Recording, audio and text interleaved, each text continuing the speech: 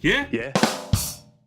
Driveclub on PS4, Oh, yeah. which I know has had a few problems since it launched yesterday, namely the fact the servers don't work. And I must say, in the time that I played it, which is a good amount of time, the servers didn't work either. So I'm missing all of that aspect of Driveclub, the joining of clubs, the competing with your friends, the kind of auto-log type stuff, which is woven directly into the game in every single fabric of the game.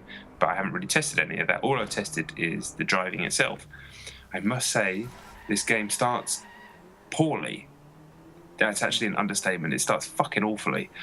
You're put on probably the ugliest track you'll play in the whole game. You're stuck in a fucking mini. There's no music. There's no atmosphere.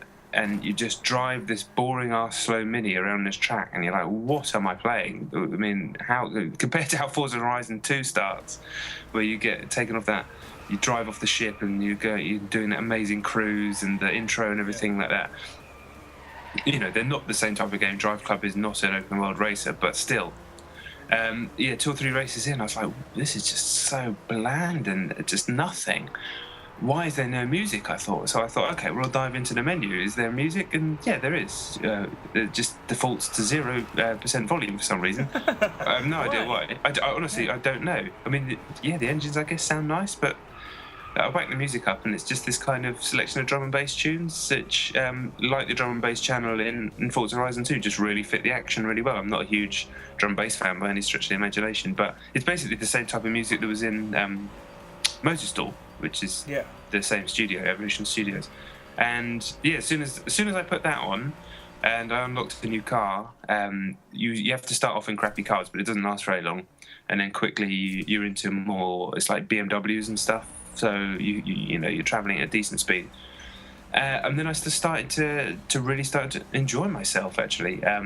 It's a real throwback of a game. Like I said, I haven't tested the online side of it. There's an online multiplayer, which I can't really see me playing that much, but even asynchronous stuff against all the, I'm going to call it auto-loggy type stuff, it's clearly so focused around that, because every challenge in the game is very, very focused, and normally it only lasts about 3 minutes. They're on a very specific set of track, and it's all about either racing as hard as you can, or if it's just a point-to-point time trial, shaving split seconds off your time. But the handling model is fantastic. It doesn't feel quite as deep or believable as Forza's, but it really feels like you are pushing these cars that you're driving to the absolute limit, and you're hitting every corner just as tight as you can. There's no racing line, but they do this really clever thing where the corners just have flags around them, like it's the same type of flag as there is in Forza, just like a pole that goes up with like a bit of I'm describing a flag here, I realise. But they're like racing fucking flags. I don't know. People who know what they're talking about will know what I mean. But they colour code them, so it's green for a nice easy corner, yellow for a harder corner, and red for a severe corner. And it kind of does the job of that that on-track racing line without having to ever be so obvious about it. And it's just a really elegant solution. And you end up through a handling model which is sort of that kind of halfway between arcade, halfway between sim, in a similar way to Forza's. You start pushing these cars to the limit, and like as a pure racer against the AI, it's a bit of a cracker, to be honest. I was really enjoying it as a pure racer. In terms of the race events, I was preferring it to Forza. Just from start to finish, like there's so much more to Forza that it's difficult to compare them, because Forza's so broad, and obviously there are different consoles as well, but for people who have both.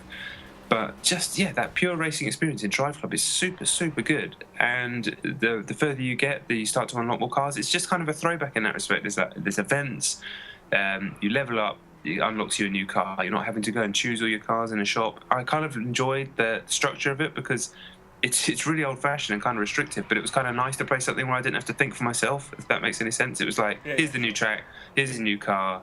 You don't have to worry, you don't have to make too many choices. Just go and try and nail this track. And that's obviously completely deliberate, the idea being you're going to be playing the same tracks over and over again, competing with your friends or enemies or whatever. And I have to say, after that first track let me down, it looks absolutely superb at times, this game. They're still to patch in the weather, so it still feels completely unfinished, but I wasn't even really too aware of the weather even being a part of this game. Regardless, it just looks the absolute business. The lighting model it's just not of this world. Forza Horizon's an amazing looking game, but this looks, at times it manages to better it. Just like coming around a corner and there's Canadian mountains in the distance and the sun is coming through the clouds, and the way they've done it, and it's reflecting off all the other cars in front of you, and it just, honestly, mate, it looks the absolute business. But yeah, but by the time I turned it off after a few hours, I was like, this is a really fucking good game. And it feels like some of those reviews that are quite low scores, they feel a little harsh. One was written, the Eurogamer one was written by someone who knows an infinite amount more about cars than me, just from the wording he used and the language he used in it. So, fair enough. Oh yeah, the reason that it got some of the low reviews is because it can be quite punitive. Like Forza and PGR before it, you get points for how well you drive, so like drifting, drafting, all that sort of stuff is kind of a common thing now. But if an AI car shunts up the back of you, which happens quite a lot, you'll lose points for that, which is a bit annoying. Yeah. And if you say you cut a corner, you'll be punished for that in the way that your throttle will be stifled, for want of a better word, for a few seconds. So you basically slow down to a crawl and speed back up again. It doesn't take a time penalty off you. It stops you like that. So you can't cut corners. You can't use other cars to crash hard off to take a corner with.